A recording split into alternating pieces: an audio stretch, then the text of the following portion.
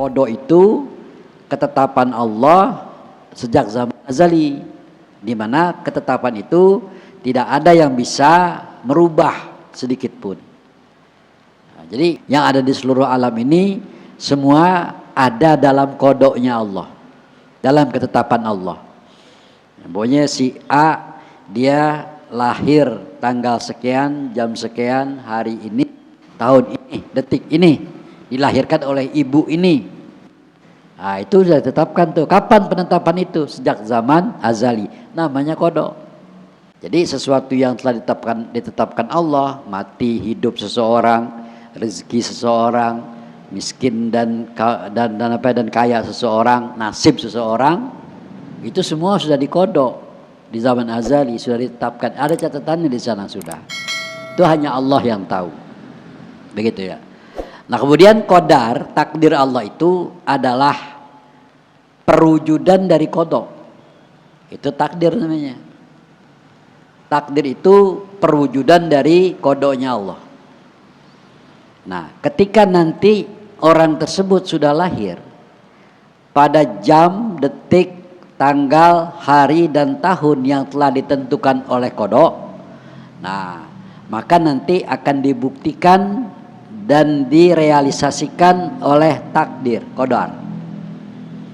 Jadi kita semuanya sudah punya catatan-catatan di sana di qada. Zaman azali. Zaman azali itu zaman di mana Allah masih menyendiri dan belum ada makhluk.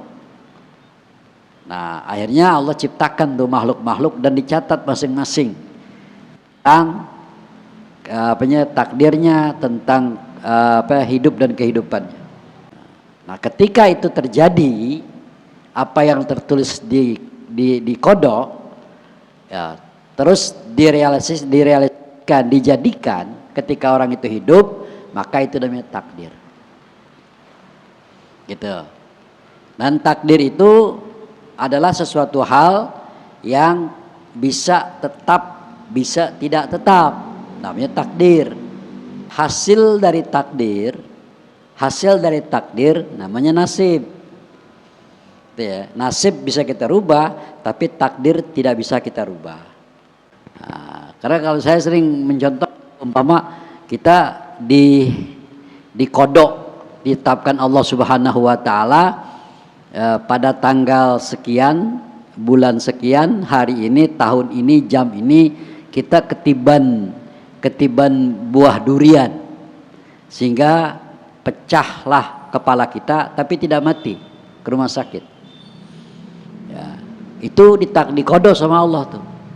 Tapi kita berusaha semaksimal mungkin agar hati-hati dan selalu berdoa mohon keselamatan kepada Allah agar terhindar dari bahaya, terhindar juga dari musibah.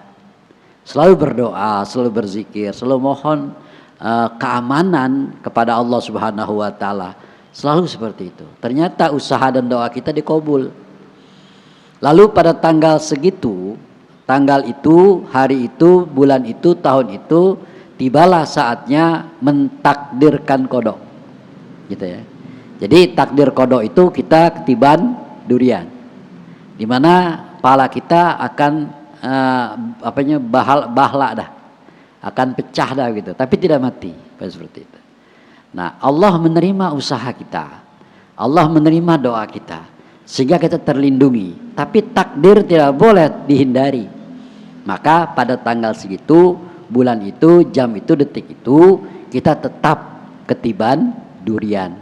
Tapi bukan durian yang besar, tapi pentil durian. Artinya takdir dan qada harus bersambungan, bertalian.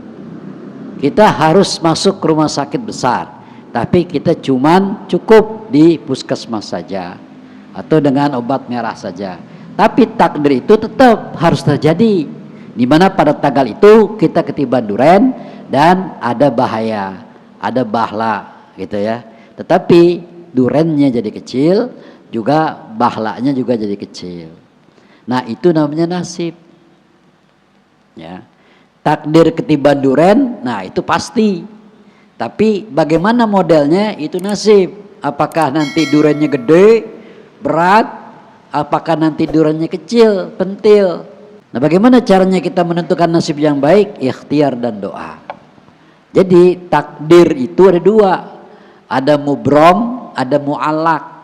Takdir mubrom, takdir yang tidak bisa dirubah dengan apapun juga. Tapi takdir mu'allak, takdir yang bisa dirubah, tapi tidak bisa menghindari dari catatan takdir. Dirubah apanya? Dirubah volume takdirnya. Nah, cara merubah volume takdir bagaimana? Ya, kita melaksanakan kewajiban berupa ikhtiar dan doa. Kalau doamu diterima, ikhtiarmu diterima, maka Allah Subhanahu wa taala akan menentukan takdir yang lebih ringan. Gitu ya. Nah, gitu. Jadi qada adalah ketetapan Allah yang sudah pasti.